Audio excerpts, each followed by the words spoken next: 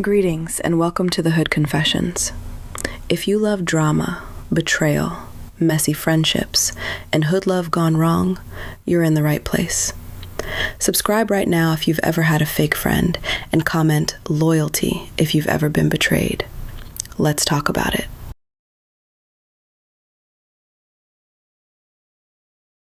My best friend set me up. Everybody in Zone 6 knew me and Kaya. Two pretty girls, two hustlers, two best friends since 8th grade. If I was there, she was there.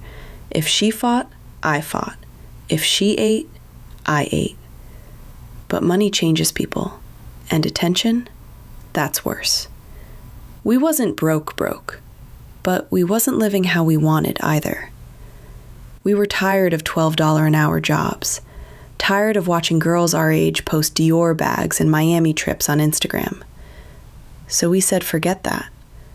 We started chasing fast money, bottle girl promos, scamming on the side, linking with dudes who had motion. We moved together, split everything 50-50, until Rico came around. Rico was different. He wasn't loud, didn't flex too hard, but everybody respected him. He drove a Trackhawk, wore quiet designer, and moved like he had real weight behind him. The first night we met him at a lounge, I felt it. The way he looked at me. Not both of us. Me. Kaya peeped it too.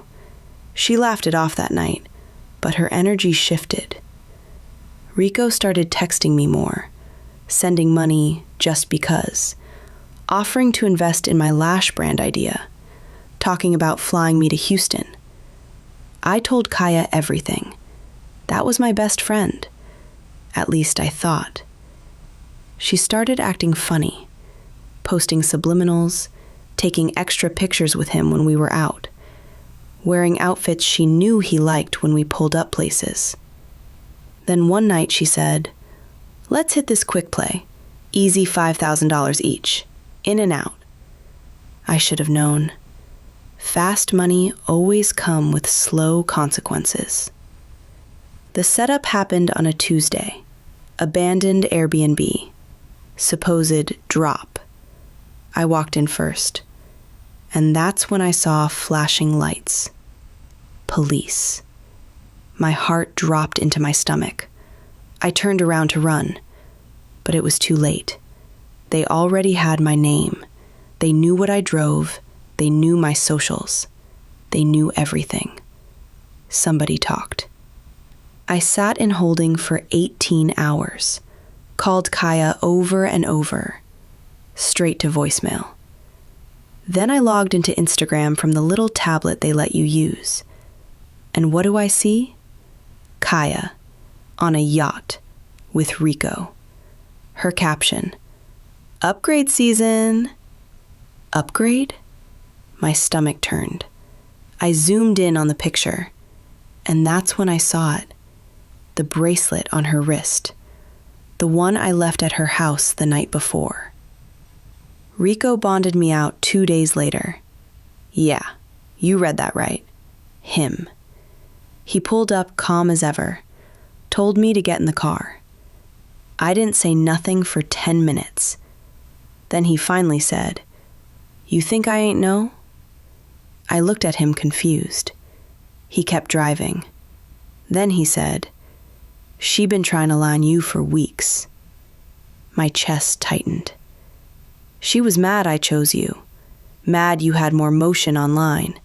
Mad Brands was DMing you and not her. Clout. It was clout. Not even love. Not even money. Attention. Here's the real twist, though. Rico wasn't innocent. He knew she was jealous. He entertained it. He let her think she had a chance. Why? Because he wanted to see who was solid. He said he tipped the police off about the play himself after he found out she was trying to send me in alone. He wanted her exposed. But he ain't tell me. He just let it happen. Used me as bait. So yeah, My best friend set me up. But the man she was jealous over? He played chess with both of us. I cut them both off, took my lash brand serious, built my own motion. Last I heard, Kaya and Rico don't even talk no more. Funny how that work. Fast money fades, clout fades, but betrayal? That'll wake you up forever. The pretty girl they thought was soft. Everybody swore Amaya was harmless. Natural hair always in a puff, glossy lips, gold hoops, soft voice like she apologized for breathing too loud. She didn't argue, didn't pop off, didn't post subliminals, didn't chase clout. And that's exactly why nobody saw her coming. She moved to the South Side her senior year. Quiet girl, stayed to herself, worked at the nail shop after school. People assumed she was just the pretty calm one, the type to cry if somebody raised their voice. But Amaya watched everything. She noticed how the girls at the apartments ran little scams, fake Poshmark returns, tax refund plays, PPP fraud. She noticed which dudes had money and which ones just rented chains for Instagram. She noticed who was jealous of who. She never said much, just listened. The neighborhood had two main girls running things, Keisha and Brat. They were loud, flashy, always in designer, always on live talking crazy. Everybody thought they were bosses, but behind the scenes, they were sloppy, arguing over men, posting evidence online, trusting the wrong friends, talking too much. Amaya became everybody's safe friend, the one you vent to, the one who don't judge, the one who too sweet to be messy. They told her everything. Passwords, drop locations, who was skimming money, who was sleeping with whose boyfriend, who was planning to rob who. And Amaya just blinked slow and nodded. What nobody knew? Amaya had a brother doing time upstate, and she had been running plays since she was 15. She wasn't soft. She was strategic. Every scam the girls thought they invented, she rerouted it. Every fake return, she swapped mailing labels before it shipped. Every tax play, she filed first. Every time Keisha and Brat fought over a dude, Amaya had already whispered different lies to both of them. She never raised her voice, never posted, never bragged. But money started moving differently. Accounts froze. Packages got intercepted. Boyfriends started switching sides. The girls blamed each other. And Amaya? She stayed neutral. One night, Keisha's apartment got raided. Then Brat's card got flagged for fraud. Then their main plug disappeared. The streets started whispering. Somebody telling. But nobody suspected the quiet, pretty girl who still walked to work with her AirPods in. Until the night everything clicked. Keisha checked the IP address on a fake account that had exposed all her plays. It traced back to the nail shop Wi-Fi, the same Wi-Fi Amaya used every day. Keisha pulled up furious. "You think you slick?" she screamed. Amaya didn't flinch. She just looked at her calmly. And for the first time, her voice wasn't soft. "I never lied," she said quietly. "You just never asked the right questions." Keisha realized something terrifying. Every fight, every breakup, every leak, every lost dollar, Amaya had orchestrated it. Not for revenge, not for clout, but because she wanted control. And she got it. When everything fell apart, Amaya moved out silently. No goodbye, no drama. A month later, she popped up on Instagram.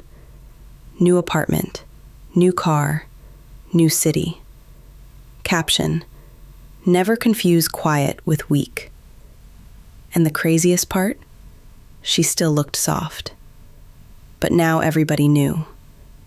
The pretty girl they thought was harmless was the mastermind the whole time.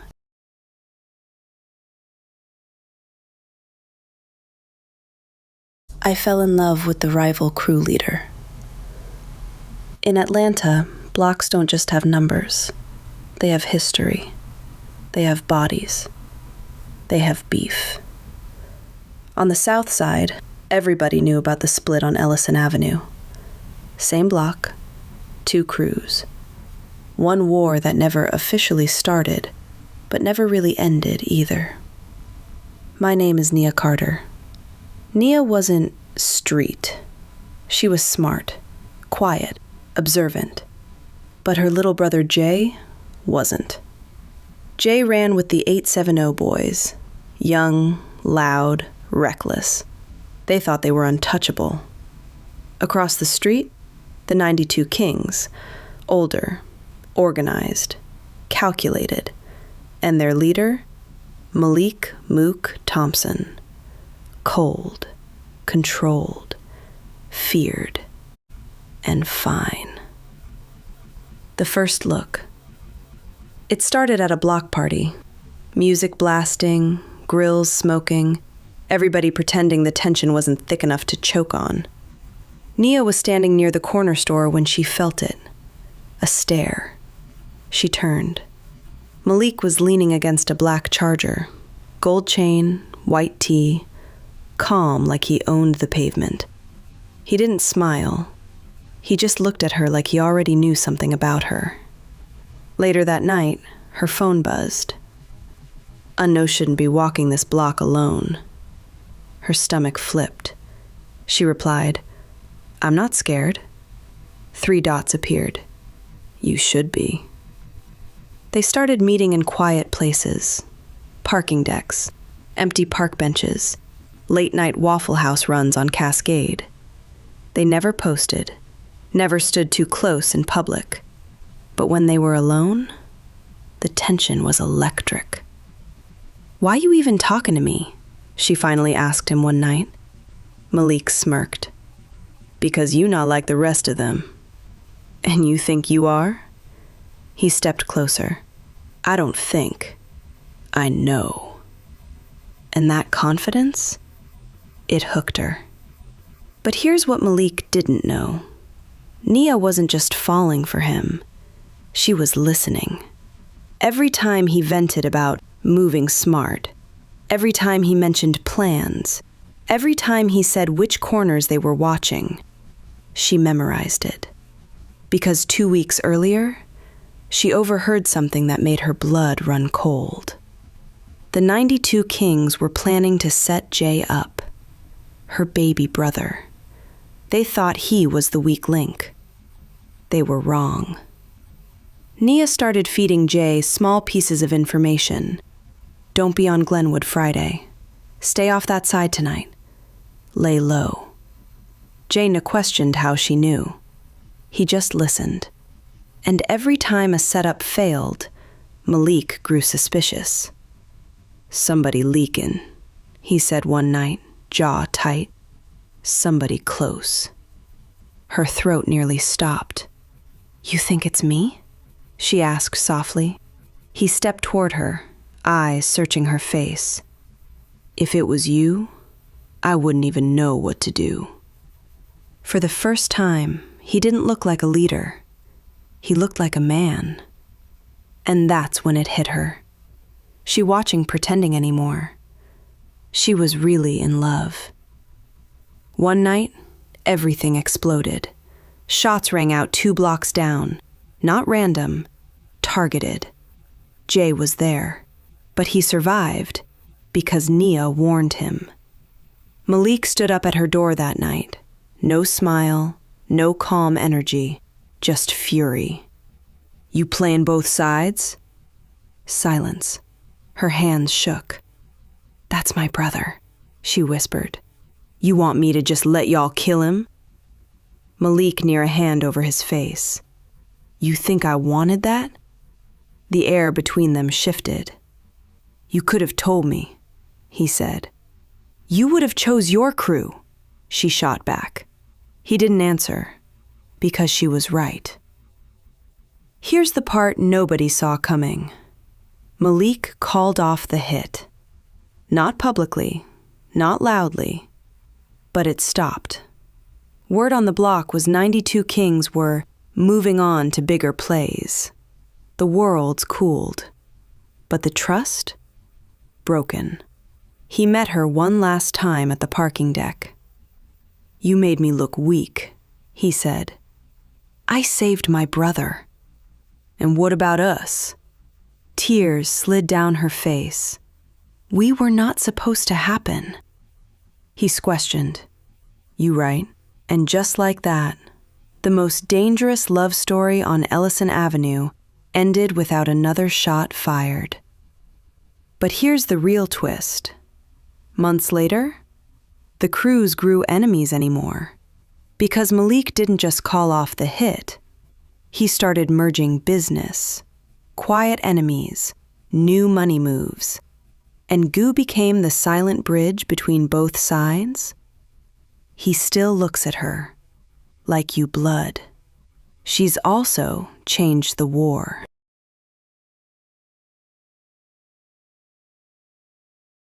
The night they found out I was the snitch. The block was too quiet. And on Ellison Avenue, quiet meant something was wrong. Nia felt it before she saw it. Her phone had been dry all day. No good morning text from Malik. No random, you straight? Nothing. And then Jay burst through her apartment door. They know. Her stomach dropped. Know what? They know somebody been feeding us info, and they think it's you. It wasn't supposed to slip, but one of the 870 boys got sloppy, ran his mouth at a party off Edgewood, bragged about how they always one step ahead. Somebody from the 92 Kings heard it. And Malik? He did what leaders do. He tested the leak. He told only one person about a fake move, a fake drop spot, a fake time. Only Nia knew. And when Jay avoided it, that was all the proof they needed. 2 black SUVs rolled down her street that night. Not the Charger, not Malik alone, the whole crew. She looked out the window and whispered, "Oh God." Jay grabbed his hoodie. "I'ma handle it." "No," she snapped. "You already the reason we here." Before he could argue, knock, knock, knock. Not loud, not aggressive, controlled. That was worse. Face to face, Malik stood at her door. No chain, no smirk, just disappointment. Behind him, 3 Kings posted up on the sidewalk. "You gon' come outside?" he asked calmly. Her legs felt like water, but she stepped out anyway. The whole block was peeking through blinds. Atlanta don't miss nothing. "You play me?" he asked. Silence. "You made me look stupid in front of my own crew?" "I was protecting my brother." "You could have got somebody killed." "You were gonna kill somebody." That hit. The crew shifted behind him. One of them muttered, "Say the word." And Nia realized something terrifying. This wasn't just about betrayal. This was about respect. And respect in the streets costs blood. Malik stepped closer. "So tell me," he said quietly, "was any of it real?" Her chest tightened. "You think I faked loving you?" He didn't answer, because that's what hurt him most. She hadn't just snitched. She'd made him care. and leaders don't get to look soft. Jay makes it worse. Jay stormed outside. "If y'all touch her, it's up." One of the kings reached for his waistband. Everything moved in slow motion. Nia screamed, "Stop!" Malik held his arm out, blocking his own crew. "Lower it," he ordered. They hesitated, but they listened. That's power. Then Malik did something nobody expected. He looked at Jay. "You alive because of her," he said. Jay stayed quiet. "You owe her more than she owe you." Then he turned back to Nia. "You picked a side." "I picked family." He nodded slowly. "Then stand on it." Instead of retaliation, Malik exposed her. Not to hurt her, but to protect her. He told the block she was the leak. Loud, public, embarrassing. Why? Because once it was known, nobody could secretly use her again. No more whispers, no more middle games. She was out, untouchable, but isolated. The kings wouldn't trust her. The 870 boys didn't fully trust her either. Even Jay looked at her different. "You risked everything," he told her later. She looked at him and said softly, "You were worth it." A week later, late night, parking deck. The same one. Malik pulled up in the Charger. She already knew it was him without looking. He didn't get out, just rolled the window down. "You safe now," he said. "That was your way of protecting me?" It was the only way. Silence. Atlanta skyline glowing in the distance. "You hate me?" she asked. He looked at her for a long time. "No," he said. "That's the problem." He drove off, and this time, she didn't cry. Because now she understood something. Love in the streets don't always end with bullets. Sometimes it ends with distance, and that hurts worse.